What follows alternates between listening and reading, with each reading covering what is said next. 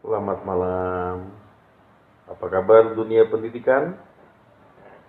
Pada saat ini saya Rudi, selaku bagian dari praktisi pendidikan, baik secara informal sebagai guru bimbingan belajar dan juga sebagai sesekali diundang sebagai guru honorer formal di berbagai kursus.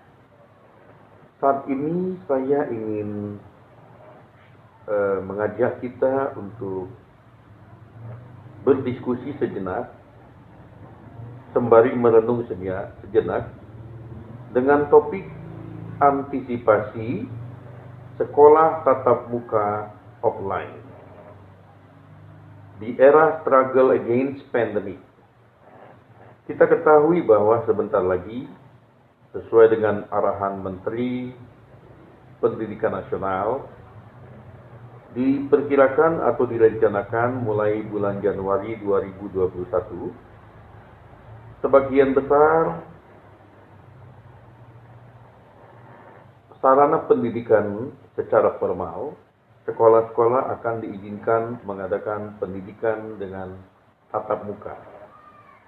Sementara kita ketahui saat kita sedang berbicara ini, kita masih dalam tahap perjuangan, struggle against pandemic.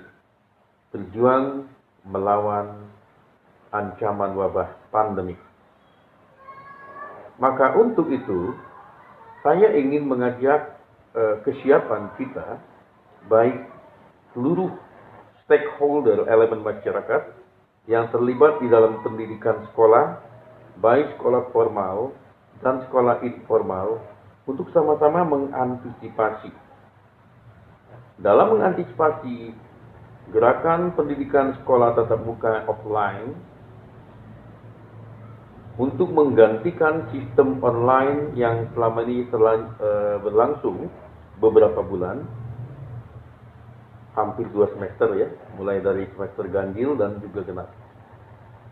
Maka saya ingin mengajak kita menggunakan siasat untuk menghadapi ancaman, gangguan, hambatan, dan juga segala bentuk tekanan dari COVID-19. Sasarannya agar bagaimana supaya pendidikan kita tetap aman, tetap nyaman, dan tetap terselenggara dengan baik. Apakah yang saya sebut dengan siasat? Siasat terdiri dari 6 huruf. S-I-A-S-A-T. Jadi ada 6 huruf. S-I-A-S-A-T. Siasat. Apakah siasat yang saya maksud untuk mengantisipasi sekolah tatap muka offline? Nah, S yang pertama adalah sistem shift 3 regu. Saya menganjurkan agar sekolah-sekolah sudah memperkirakan, menganalisa, mengadakan sistem shift 3 regu.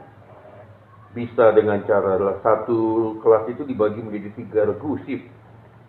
1 shift pagi, 2 shift siang, 3 shift sore atau petang ya. Mengapa saya anjurkan ada menggunakan siasat pertama adalah sistem shift 3 regu? Kita ketahui apabila di dalam satu kelas diperkirakan jumlah murid itu ada yang 50 atau bahkan 60 murid, tidak akan memungkinkan diadakan di masa pandemi di dalam satu ruangan kelas dalam satu jam yang sama. Setidaknya dengan mengadakan 3 shift, tentu dari 60 murid itu bisa menjadi 3 kelompok, 20, 20, 20. Sehingga jarak aman minimal atau paling dekat 1 meter akan mudah diadakan daripada kalau tetap diadakan satu kelas itu sekaligus. Tidak memungkinkan diadakan jarak pembatasan jarak atau physical distancing.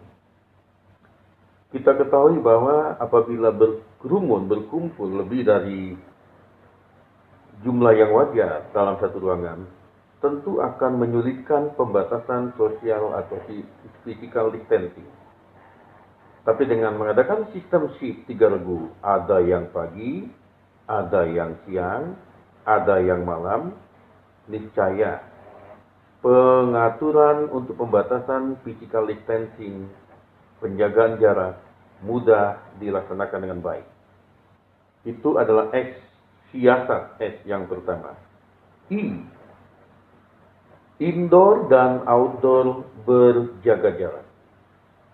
Nah, selain sistem 3 shift, pembuatan 3 waktu, pagi, siang, sore, pembagian atau penjagaan jarak atau physical distancing juga bisa diadakan dalam bentuk pembagian ruangannya.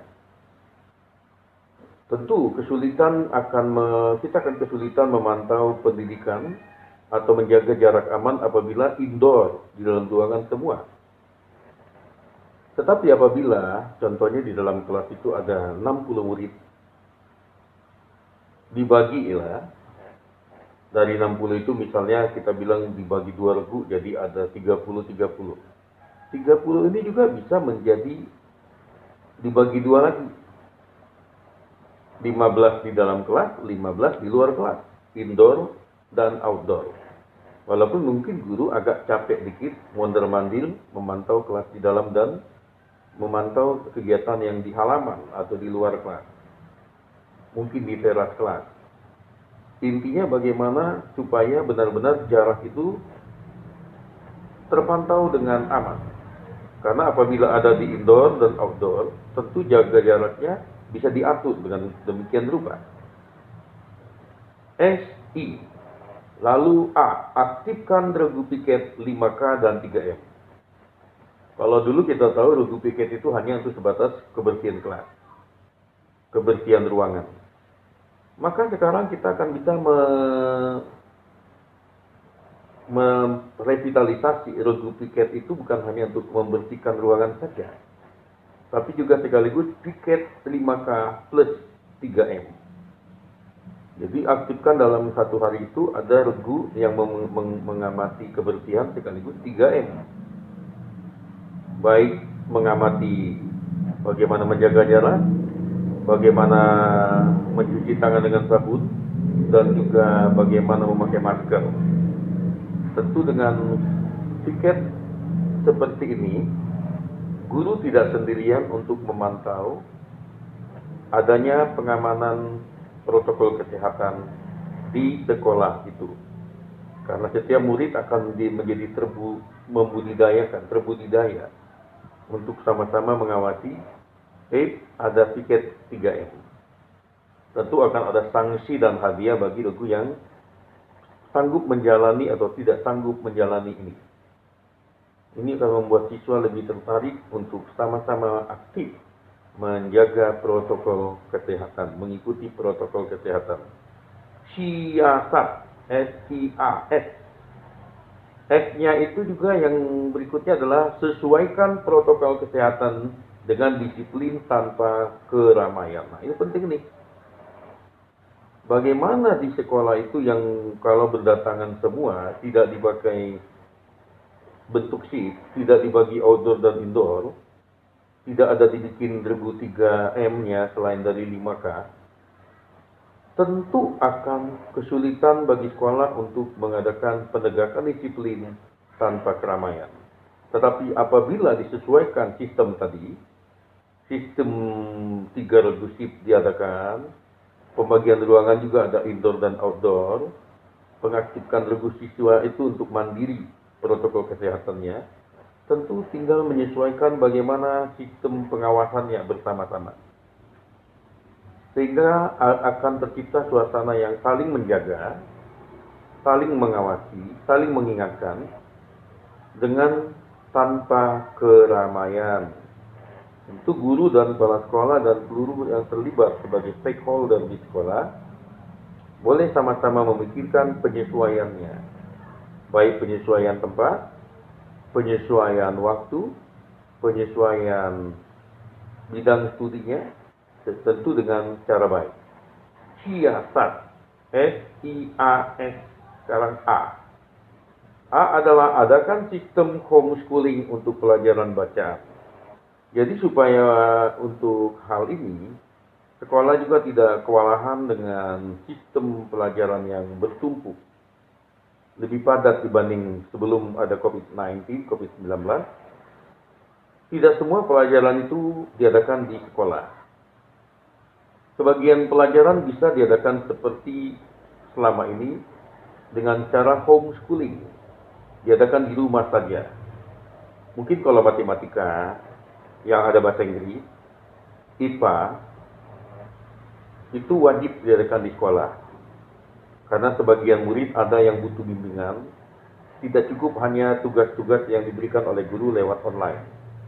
Tetapi kalau hanya sekedar bacaan-bacaan yang tugasnya hanya menanya apa yang ada di buku, mirip dengan bahasa Indonesia, IPS, PKN, SBK, yang sifatnya perlu hanya membaca dan menghafal, itu cukup diadakan di rumah, soalnya atau tugasnya saja yang dibawa ke sekolah.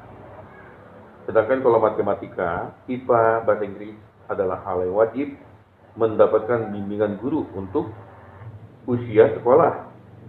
Beda dengan kalau mahasiswa, mungkin ada yang sudah bisa, atau SMA yang ke atas ya ada yang sudah sanggup mempelajari sendiri dengan otodidak. Namun SD SMP belum waktunya. Tetap membutuhkan pelajaran yang membutuhkan didikan guru sebagai educator, pendidik. Siasat T yang berikut adalah targetkan tanpa klaster sekolahan. Nah, ini yang paling penting. Dengan mengadakan siasat ini, intinya bagaimana targetkan tanpa klaster sekolahan.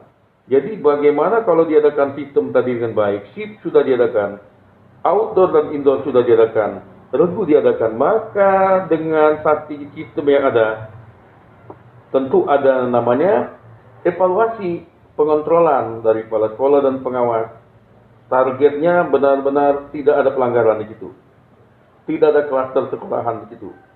Tidak ada menimbulkan kebingungan bagi siswa untuk menjalankan protokol kesehatan. Tentu dengan bimbingan dan arahan yang baik, saya percaya dunia pendidikan kita akan tetap bangkit.